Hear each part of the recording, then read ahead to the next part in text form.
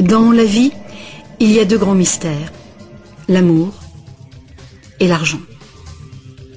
Qu'est-ce que l'amour? La question a été explorée à fond, dans les romans, les chansons, les films, à la télévision. Mais pas la question, qu'est-ce que l'argent?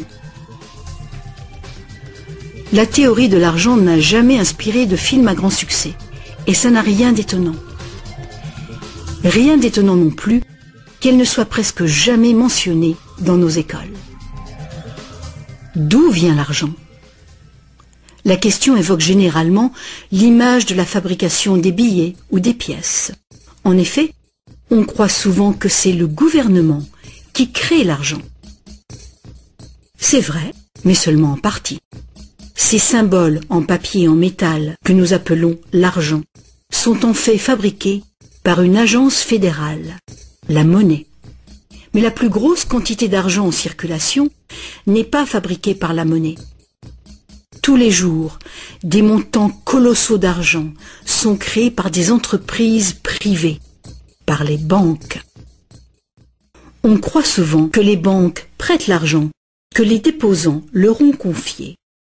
Mais pas du tout. En fait, les banques créent l'argent qu'elles prêtent, pas à partir de leurs bénéfices, ni à partir de l'argent déposé, mais directement à partir des promesses de remboursement faites par les emprunteurs. La signature d'un emprunteur l'engage à payer le montant de son emprunt plus des intérêts. Sinon, il perd la maison, la voiture ou tout autre bien qu'il a acheté. C'est une très lourde obligation pour l'emprunteur. En contrepartie, que fait la banque? Elle crée le prêt par un tour de passe-passe. Elle l'inscrit au compte de l'emprunteur. Ça vous semble un peu exagéré? Impossible, direz-vous? Voyons un peu comment ce miracle bancaire se produit.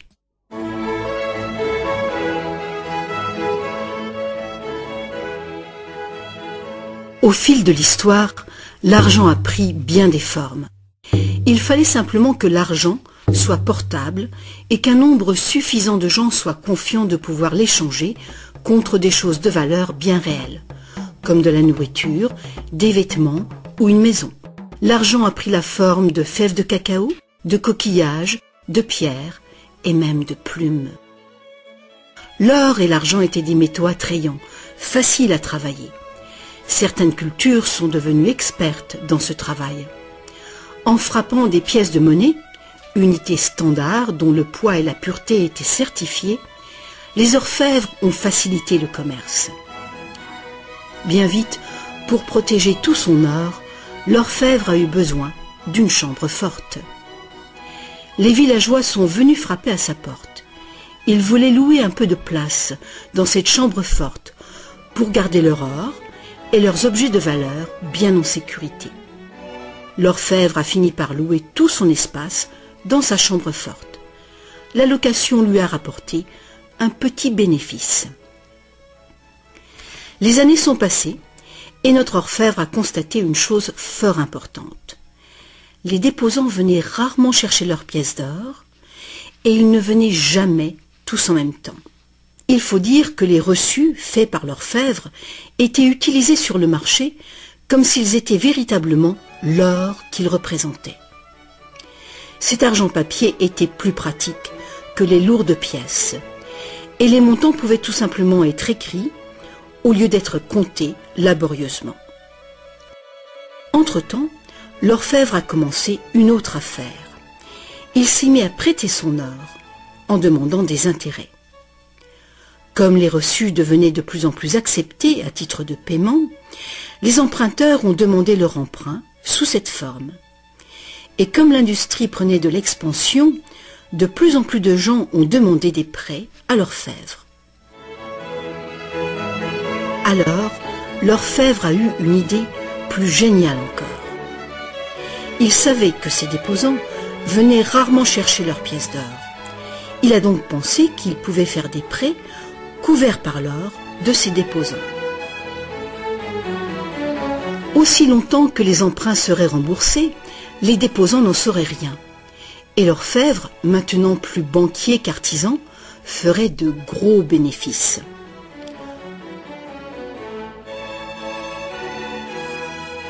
Pendant des années, en secret, l'orfèvre a tiré de bons revenus des intérêts sur les dépôts de ses clients. Maintenant gros prêteur, il devenait sans cesse plus riche et il commençait à étaler ses richesses. Les gens l'ont alors soupçonné de dépenser l'argent de ses déposants. Ensemble, ils l'ont menacé de retirer tout leur or si l'orfèvre ne s'expliquait pas sur sa richesse si soudaine. Contrairement à ce qu'on pourrait croire, la situation n'a pas tourné au désastre pour l'orfèvre. Malgré sa duplicité, il a pu montrer que les déposants n'avaient rien perdu. L'or était toujours en sécurité dans la chambre forte. Au lieu de reprendre leur or, les déposants ont demandé à l'orfèvre, devenu leur banquier, de leur verser une partie des intérêts. C'est ainsi que les banques sont nées. Le banquier payait un taux d'intérêt bas sur les dépôts et il faisait payer un dépôt d'intérêt plus élevé sur les prêts. La différence couvrait les frais de fonctionnement et ses bénéfices. La logique du système était simple comme bonjour et semblait être un moyen raisonnable de satisfaire la demande de crédit. Mais les banques ne fonctionnent plus du tout comme ça. L'orfèvre banquier n'était pas du tout satisfait du revenu qui restait après le partage des bénéfices avec ses déposants. La demande de crédit augmentait rapidement, mais ses prêts restaient limités par le montant d'or dans la chambre forte. Alors, une idée plus géniale encore lui est venue à l'esprit. Puisqu'il était le seul à savoir combien d'or il y avait dans la chambre forte, il pourrait prêter des chèques garantis par de l'or qui n'existait même pas. Aussi longtemps que les déposants ne viendraient pas tous en même temps réclamer leur or, personne ne le saurait. Ce nouvel arrangement fonctionnait à merveille et le banquier est devenu immensément riche avec les intérêts payés sur de l'or inexistant. L'idée que le banquier puisse créer de l'argent à partir de rien était trop outrageuse. Longtemps, personne n'a rien soupçonné. Mais le pouvoir d'inventer de l'argent est monté à la tête du banquier. Bientôt, l'importance des prêts et l'opulence du banquier ont déclenché de nouveaux soupçons. Certains emprunteurs ont demandé de l'or véritable plutôt que des chèques, et les rumeurs ont monté. Plusieurs déposants fortunés sont venus réclamer leur or. La fin du jeu était proche. Une foule de gens, brandissant des chèques, se sont rassemblés devant les portes closes de la banque. Hélas, le banquier n'avait pas assez d'or pour couvrir tout l'argent papier qu'il avait émis. Pour la première fois, il y avait une ruée sur la banque. Et c'est un phénomène qui épouvante tous les banquiers. Ce phénomène de retrait massif a ruiné des banques individuelles et a endommagé la confiance du public envers les banquiers. Il aurait été simple alors d'interdire cette pratique de créer de l'argent à partir de zéro. Mais les immenses crédits offerts par les banquiers étaient devenus essentiels à l'expansion du commerce européen. La pratique a donc été légalisée et réglementée. Les banquiers ont accepté de respecter des limites sur les montants d'argent fictifs qu'ils pouvaient prêter. Mais ces montants fictifs restaient bien supérieurs à la valeur réelle de l'or déposé dans la chambre forte. Bien souvent, le taux était de 9 $ fictifs pour 1 $ en or. Des inspections surprises permettaient de faire respecter ces réglementations. Un arrangement a aussi été conclu. En cas de ruée sur une banque, les banques centrales soutiendraient les banques locales en leur prêtant de l'or. La bulle du crédit, créée par les banquiers, ne pourrait pas crever et le système ne pourrait pas s'effondrer, sauf s'il y avait beaucoup de ruées sur les banques en même temps.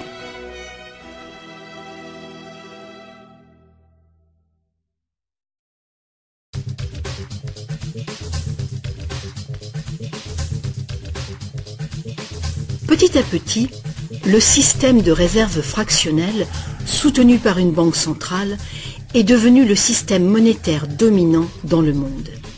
Et la fraction d'or qui garantissait l'argent créé par le processus de dette est progressivement arrivée à zéro. La nature même de l'argent a changé. Autrefois, un dollar en papier était en fait un reçu avec lequel on pouvait réclamer un poids fixe d'or ou d'argent. Actuellement, un dollar papier ou un dollar numérique peut uniquement être échangé pour un autre dollar papier ou un autre dollar numérique. Autrefois, le crédit créé par une banque privée existait sous forme de billets de banque privée. Les gens avaient le droit de refuser ces billets, tout comme ils peuvent refuser un chèque personnel aujourd'hui. À présent, le crédit créé par une banque privée est légalement convertible en devises fiduciaires émises par le gouvernement, comme les dollars, les livres sterling ou les euros. Les devises fiduciaires sont des devises créées par un décret gouvernemental. Des lois en font la monnaie que les citoyens doivent accepter pour paiement. Alors la question subsiste.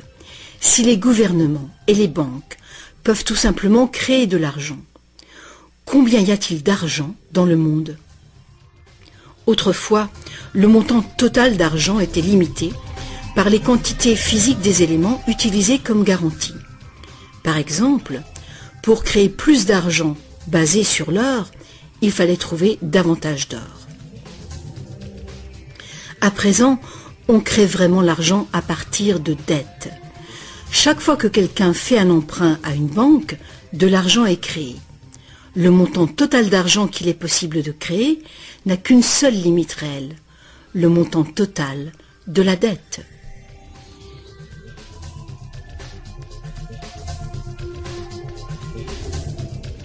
Les gouvernements placent une limite légale sur la création d'argent fictif, en imposant des règles sur les obligations de réserve fractionnelles. Mais ces obligations sont fondamentalement arbitraires. Elles varient d'un pays à un autre, d'une époque à une autre. Longtemps, il a été commun d'exiger que les banques aient au moins $1 en or en réserve pour garantir $10 d'argent dette. Aujourd'hui, les ratios de réserve minimale ne s'appliquent plus du tout au rapport entre argent nouvellement créé et or en dépôt. Elles s'appliquent uniquement au rapport entre argent nouvellement créé et argent existant. Aujourd'hui, les réserves d'une banque sont faites de deux choses. Le montant en devise bien réel qu'elle a déposé à la banque centrale et le montant total de son argent dette. Petite illustration. Imaginons qu'une nouvelle banque vient de démarrer et qu'elle n'a pas encore de déposants. Mais ses investisseurs ont déjà fait un dépôt de réserve de $1111,12 en cash. Le ratio de réserve est de 9 pour 1. Étape numéro 1. La banque accueille son premier client pour un emprunt. Notre client a besoin de $10 000 pour une voiture d'occasion. Avec un ratio de 9 pour 1, la réserve déposée autorise la banque à créer légalement, comme par magie, 9 fois ce montant, soit $10 000. Ces $10 000 n'existent nulle part physiquement. C'est de l'argent nouveau, tout simplement versé au compte de l'emprunteur en tant que crédit. C'est de l'argent dette. L'emprunteur peut faire un chèque pour payer sa voiture. Étape numéro 2. La vendeuse de la voiture dépose les $10 000 d'argent nouveau à sa banque. Contrairement à l'argent déposé à la banque centrale, cet argent nouveau ne peut pas être multiplié par le ratio de réserve. Il doit être divisé par ce ratio. Avec le même ratio de 9 pour 1, il est donc possible de créer un nouveau prêt de $9 000 à partir du premier dépôt de $10 000. Étape numéro 3. Si ces $9 000 sont déposés par une troisième personne, à la même banque ou dans une autre banque, ils permettent légalement un troisième crédit bancaire, cette fois pour $8 100. Comme les poupées russes, qui s'emboîtent et deviennent toujours plus petites, chaque nouveau dépôt peut mener à un prêt toujours plus petit, et cette série décroissante est infinie. Par contre, si l'argent fictif créé par l'emprunt n'est pas déposé à la banque, le processus s'arrête. C'est la partie imprévisible du mécanisme de création de l'argent. Mais le plus probable, c'est qu'à chaque étape, le nouvel argent sera déposé à la banque et que le processus se répétera bien des fois, et que finalement, presque 100 000 $ d'argent nouveau sera créé. Tout cet argent nouveau est créé à partir du processus de dette uniquement. Et tout ce processus est légalement autorisé par le petit dépôt de réserve initial de 1111 $ et 12 cents qui demeure intouché à la Banque centrale. Autre facteur important. Avec ce système ingénieux, les registres de chacune des banques doivent montrer que la banque a 10% de plus en intérêt qu'en prêt. C'est donc un incitatif très fort pour une banque de solliciter des dépôts afin de pouvoir prêter davantage. Tout ceci crée l'idée fausse que l'argent vient des dépôts. À moins que chaque prêt successif ne soit déposé à la même banque, aucune banque ne peut prétendre avoir multiplié sa réserve initiale de presque 90 fois uniquement par des crédits bancaires. Mais il faut bien comprendre que le système bancaire est un circuit fermé. Un crédit créé dans une banque devient un dépôt dans une autre banque et vice-versa. En fin de compte, l'effet est grosso modo le même que si tout se passait dans une seule et même banque. En résumé, la réserve initiale d'un peu plus de 1111 $ à la Banque centrale permet de récolter des intérêts sur des sommes allant jusqu'à 100 000 $, que la banque n'a jamais eu. Ça vous semble absurde? Écoutez un peu. En quelques décennies, à cause du lobbying féroce des banques, les obligations de réserve ont quasiment disparu dans plusieurs pays. Et les ratios actuels de réserve peuvent être bien plus élevés que 9 pour 1. Pour certains types de comptes, 20 pour 1 et même 30 pour 1 sont tout à fait communs. Plus récemment encore, les banques ont trouvé le moyen de complètement contourner les obligations de réserve en faisant payer des frais de dossier en plus du capital prêté. Alors, bien que les règles soient compliquées, la réalité est toute simple. Les banques peuvent créer autant d'argent qu'on est capable d'en emprunter.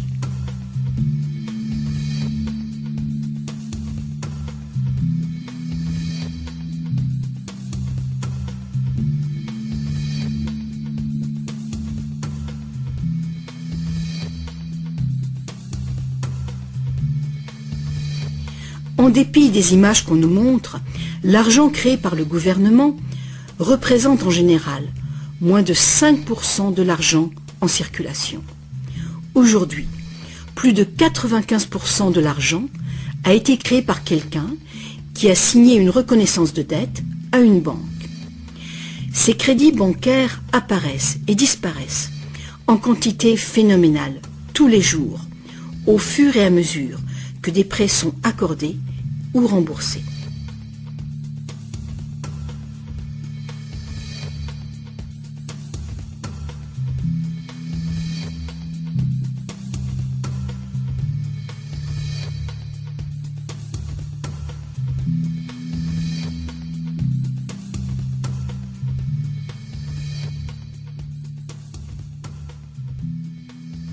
Les banques ne peuvent utiliser ce genre de système qu'avec la coopération des gouvernements. Premièrement, les gouvernements passent des lois qui imposent l'utilisation de la devise nationale. Deuxièmement, les gouvernements permettent que les crédits créés par les banques privées soient payables dans leur devise nationale. Troisièmement, les cours de justice gouvernementales font respecter les obligations de paiement des dettes. Et enfin, les gouvernements adoptent des règlements qui assurent le fonctionnement et la crédibilité du système monétaire sans rien faire pour informer le public de l'origine véritable de l'argent.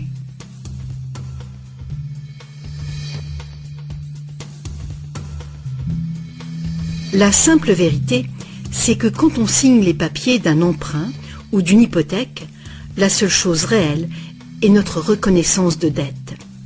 Cette reconnaissance de dette est garantie par nos actifs qui seront confisqués si on ne peut pas payer les remboursements. Pour toute personne qui croit que nous allons honorer notre promesse, cet accord de prêt ou d'hypothèque est maintenant un papier échangeable et vendable. Ce papier représente une forme d'argent. L'emprunteur obtient de l'argent grâce à son soi-disant prêt bancaire. Dans le monde réel, un prêt implique que le prêteur a quelque chose à prêter. Si vous avez besoin d'un marteau, ma promesse de vous prêter un marteau que je n'ai pas ne vous servira strictement à rien. Mais dans le monde artificiel de l'argent, la simple promesse faite par une banque de vous prêter de l'argent est considérée comme de l'argent véritable.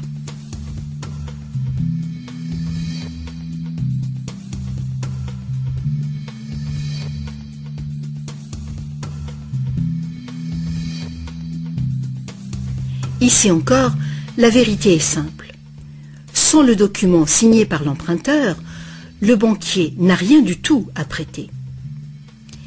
Est-ce que vous vous êtes déjà demandé comment tout le monde, les gouvernements, les entreprises, les familles, peut être endetté en même temps et pour des sommes aussi colossales? Est-ce que vous vous êtes demandé comment il peut y avoir autant d'argent à emprunter? Maintenant, vous le savez. Il n'y en a pas. Les banques ne prêtent pas l'argent. Elles le créent. Et c'est de l'argent dette. Comme la dette est potentiellement illimitée, la quantité d'argent créée est illimitée, elle aussi. Mais l'inverse est vrai également.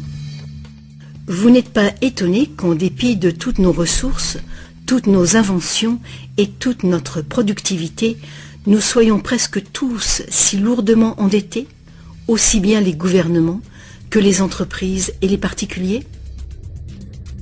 Ah, si seulement les gens cessaient de se demander comment est-ce possible?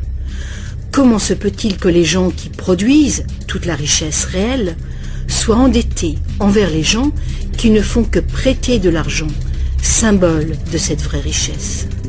Le plus étonnant, c'est qu'une fois que nous réalisons que l'argent est en fait une dette, nous comprenons que sans dette, il n'y aurait pas d'argent.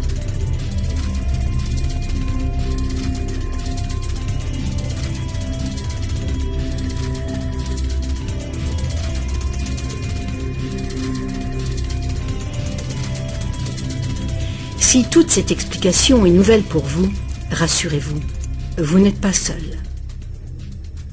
Beaucoup de gens s'imaginent que si toutes les dettes étaient payées, la situation économique irait beaucoup mieux. C'est sûrement vrai au niveau individuel. Quand on a remboursé ses prêts, on a davantage d'argent à dépenser. Mais il est faux de croire que s'il n'y avait plus de dettes, il y aurait davantage d'argent à dépenser. En fait, c'est tout le contraire. Sans dette, il n'y aurait pas d'argent du tout. Alors, vous voyez, nous dépendons complètement du renouvellement continu du crédit bancaire. Pas de prêt, pas d'argent. C'est exactement ce qui s'est passé durant la Grande Dépression. La quantité d'argent a fondu radicalement quand la quantité des prêts a chuté.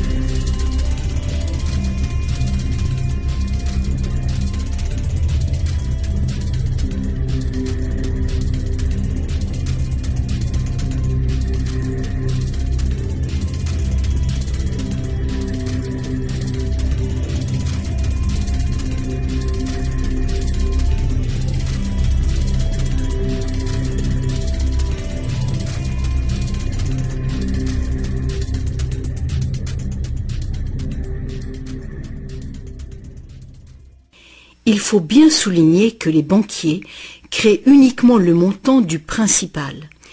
Ils ne créent pas l'argent qui sert à payer les intérêts. Alors, d'où vient cet argent? Le seul endroit où les emprunteurs peuvent obtenir de l'argent pour payer les intérêts est l'ensemble des fonds de l'économie générale. Mais presque tous ces fonds ont été créés de la même façon, à partir de crédits bancaires. Donc partout, il y a des emprunteurs qui se trouvent dans la même situation. Ils cherchent désespérément l'argent pour rembourser le principal et les intérêts dans une réserve globale d'argent qui ne contient que le principal. Il est tout à fait impossible pour tout le monde de payer le principal plus les intérêts, car l'argent des intérêts n'existe pas. Une formule mathématique simple le montre. Le grand problème, c'est que pour les emprunts à court terme, comme les hypothèques et les emprunts gouvernementaux, où les intérêts dépassent de loin le principal, les risques de saisie et donc les dangers pour l'économie sont très grands, à moins de créer beaucoup d'argent pour payer les intérêts. Pour que la société continue de fonctionner, le taux des saisies doit rester bas. De plus en plus de nouvelles dettes doivent être créées pour trouver l'argent qui servira à payer les dettes précédentes. Alors bien sûr, la dette totale augmente, et les intérêts aussi, ce qui cause une escalade exponentielle de l'endettement. Seul le temps qui sépare la création des nouveaux emprunts et leur remboursement empêche le manque d'argent global de mettre le système en faillite. Mais pendant que le monstre du crédit bancaire grossit, le besoin de créer toujours plus d'argent pour le nourrir devient toujours plus urgent. Pourquoi les taux d'intérêt sont-ils si bas? Pourquoi recevons-nous des cartes de crédit que nous n'avons jamais demandées? Pourquoi est-ce que le gouvernement dépense plus vite que jamais? Est-ce que ce ne serait pas pour éviter l'effondrement de tout le système monétaire? On peut donc se demander, est-ce que ça peut continuer infiniment? Est-ce qu'un effondrement n'est pas inévitable?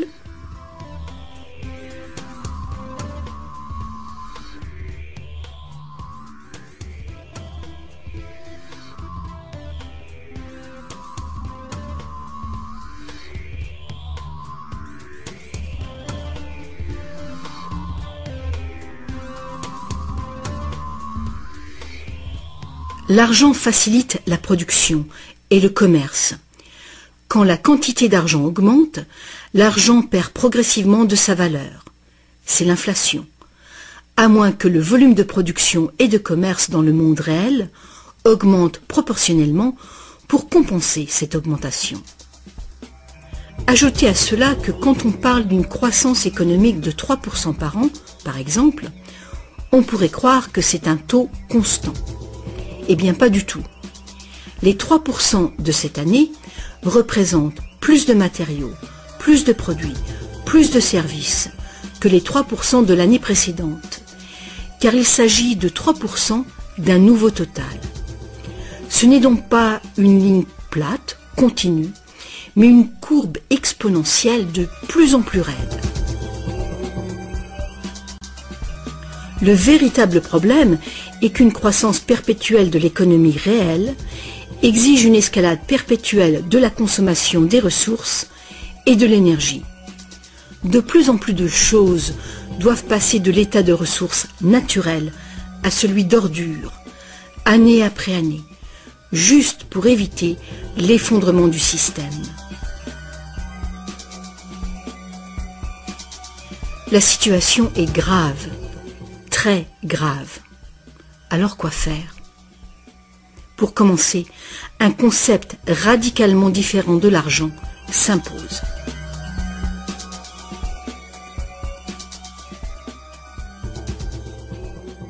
Le temps est venu pour les gens de se poser 4 questions simples et de les poser à leur gouvernement.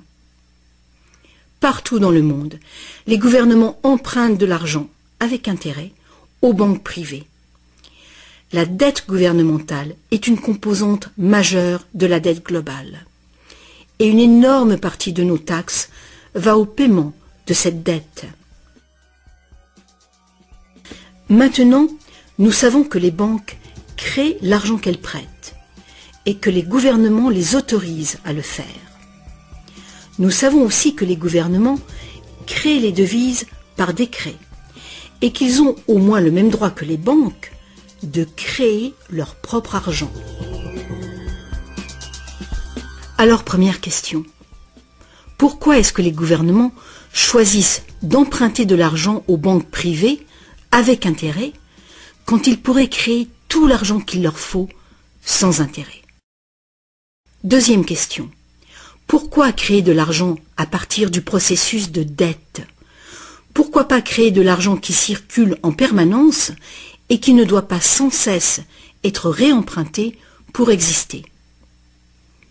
Troisième question. Comment un système monétaire fondé sur l'accélération perpétuelle de la croissance peut-il servir à construire une économie durable? N'est-il pas évident qu'une croissance en accélération perpétuelle est incompatible avec la durabilité? Et finalement, pourquoi notre système actuel dépend-il entièrement d'une croissance perpétuelle? Que faut-il changer pour créer une économie durable?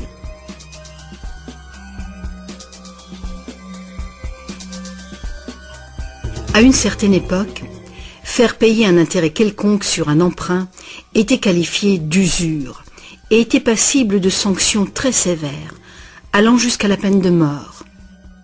Chaque grande religion interdisait l'usure. La plupart des arguments avancés contre l'usure étaient d'ordre moral. La seule finalité légitime de l'argent était de faciliter les échanges de biens et de services réels. Toute tentative de gagner de l'argent avec de l'argent était considérée comme un mal, ou même comme un vol. Mais comme les besoins de crédits commerciaux augmentaient, les arguments moraux ont fini par céder. On en est venu à dire que prêter de l'argent constituait un risque pour le prêteur, et qu'il était donc justifié de faire des profits sur un prêt. Aujourd'hui, ces notions semblent dépassées. Faire de l'argent avec de l'argent est considéré comme un idéal à poursuivre. Pourquoi travailler si on peut faire travailler son argent pour soi? Ceci dit, quand on parle d'avenir durable, il est clair que faire payer des intérêts constitue un problème d'ordre moral et d'ordre pratique. Imaginons une société capable de durer des siècles parce qu'au lieu de piller ses ressources, elle consomme uniquement ce qu'il lui faut dans l'immédiat. On ne coupe pas plus d'arbres qu'il n'en pousse. Toute l'énergie est renouvelable, solaire, gravitationnelle ou géothermique, magnétique ou autre.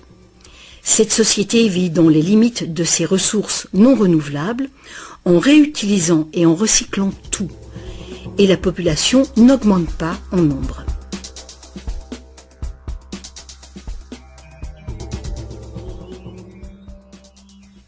Cette société ne pourrait jamais fonctionner avec un système monétaire qui dépend complètement d'une croissance en accélération perpétuelle. Une économie stable aurait besoin d'une quantité d'argent qui puisse rester stable. Imaginons que cette quantité totale d'argent stable est représentée par ce grand cercle.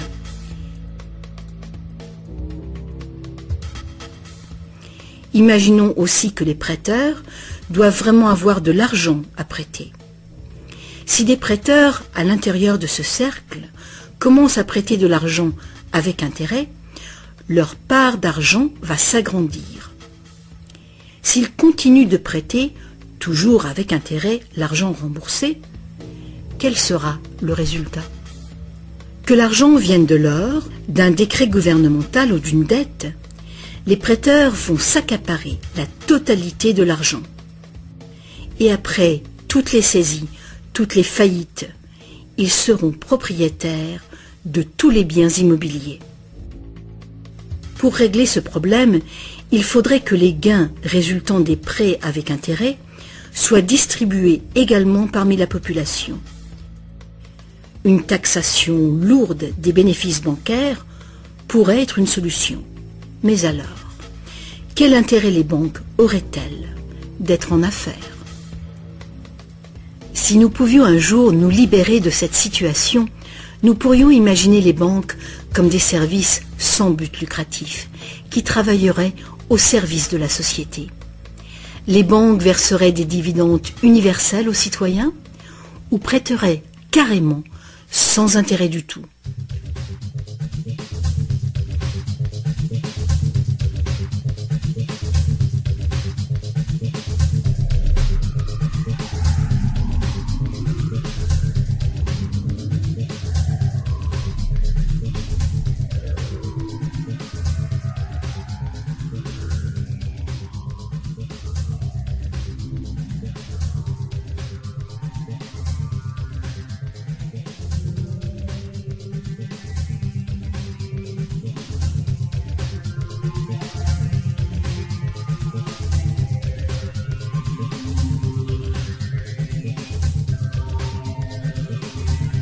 Si tous ces problèmes viennent de la nature fondamentale du système, inutile d'essayer de bricoler le système.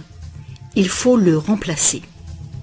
Beaucoup de critiques réclament un retour à l'étalon or, disant qu'il a fait ses preuves de fiabilité. Ils ignorent les arnaques qui peuvent être commises avec l'or. Limer les pièces, altérer le métal, le déprécier, accaparer le marché.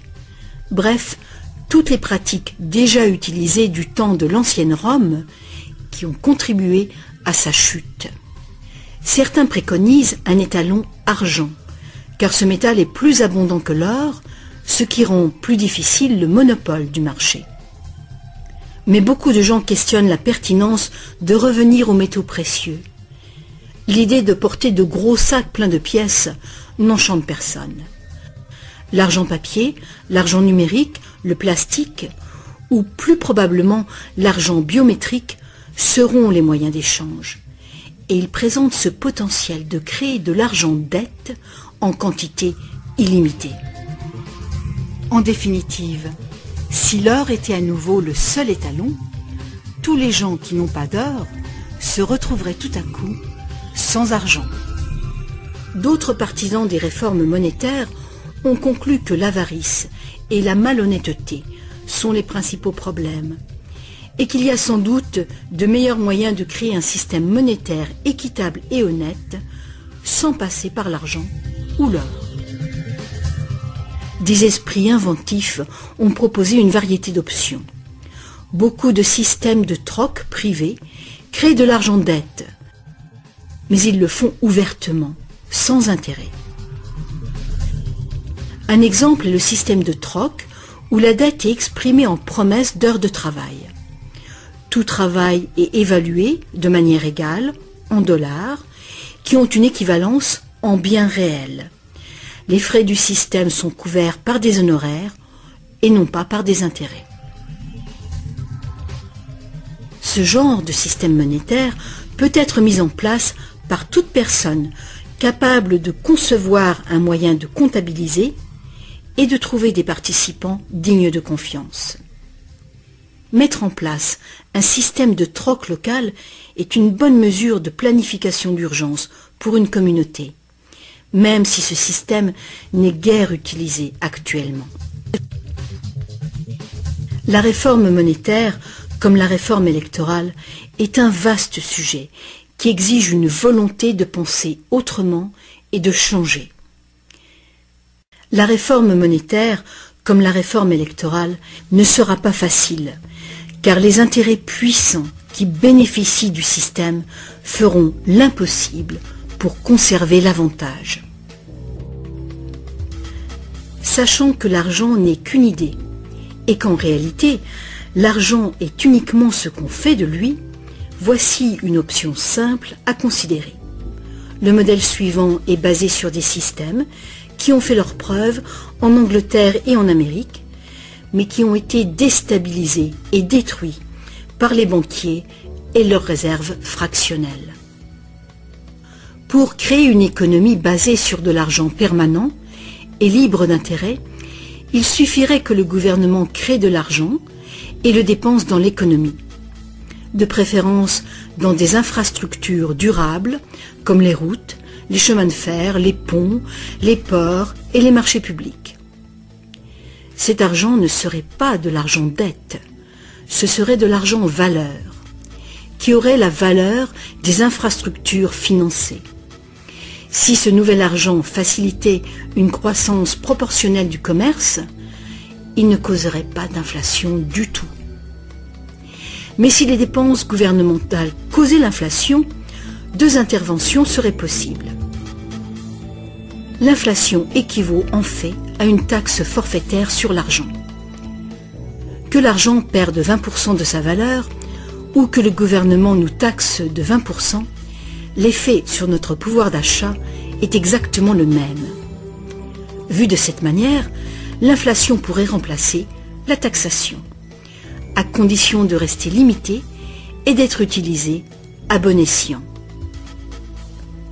Le gouvernement pourrait aussi choisir de lutter contre l'inflation en percevant des taxes qu'il retirerait ensuite de la circulation, réduisant ainsi la quantité d'argent pour restaurer sa valeur. Pour contrôler la déflation, c'est-à-dire la chute des salaires et des prix, il suffirait que le gouvernement dépense plus et mette plus d'argent en circulation. Sans la concurrence des dettes privées, les gouvernements auraient le contrôle des réserves d'argent de la nation. Le public serait donc qui blâmer si les choses allaient mal. Les gouvernements prendraient le pouvoir ou perdraient le pouvoir en fonction de leur capacité à maintenir la valeur de l'argent. Les gouvernements fonctionneraient surtout grâce aux taxes, comme maintenant, mais ces taxes auraient beaucoup plus de pouvoir financier, puisqu'il n'y aurait plus d'intérêt à payer. Il n'y aurait plus de dette nationale si le gouvernement crée uniquement l'argent dont il a besoin. Notre servitude collective et perpétuelle envers les banques, à cause de la dette gouvernementale, prendrait fin.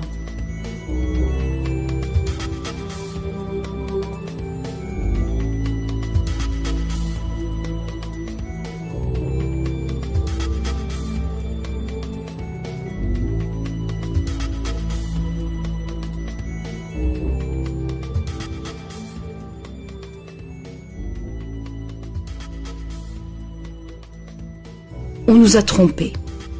Ce qu'on appelle démocratie et liberté sont devenus en réalité une forme ingénieuse et invisible de dictature économique.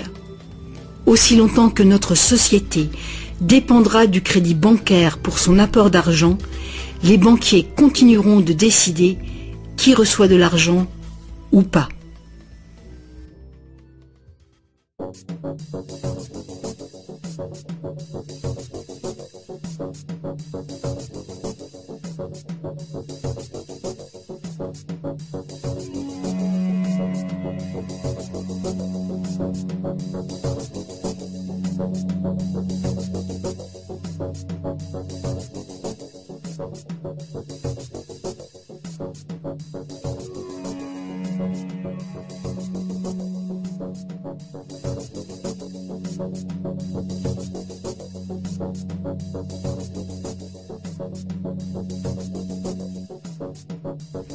Peu de gens savent aujourd'hui que l'histoire des États-Unis, depuis la Révolution de 1776, a été en grande partie une lutte épique pour se libérer du contrôle des banques mondiales dominées par les Rothschild. Cette lutte a finalement été perdue en 1913, quand le président Woodrow Wilson a signé la loi de la réserve fédérale, donnant le pouvoir de créer l'argent américain à un cartel de banques internationales.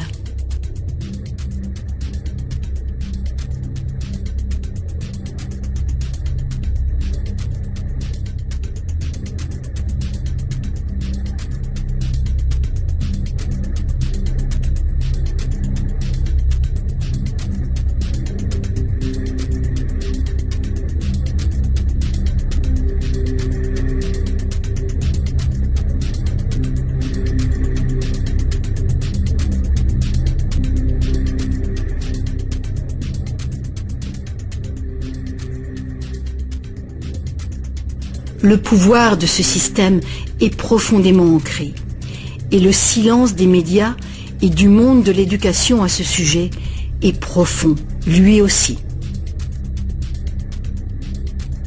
Il y a des années, un vice-premier ministre du Canada a fait un sondage informel auprès de nombreux professionnels bien éduqués et auprès de simples citoyens.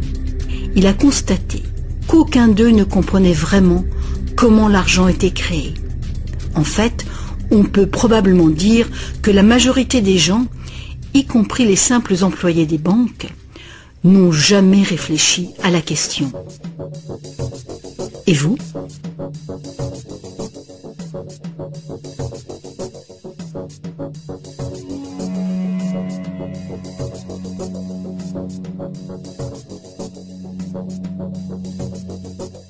Le système moderne de l'argent-dette est né il y a un peu plus de 300 ans, quand la première banque d'Angleterre a été créée par une charte royale, lui autorisant des prêts fractionnels de dépôt d'or au ratio de 2 pour 1.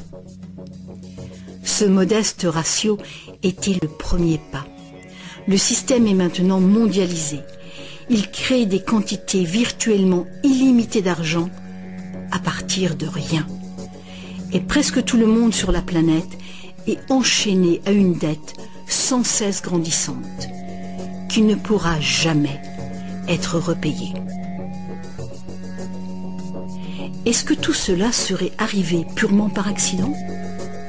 Ou est-ce qu'il y a conspiration?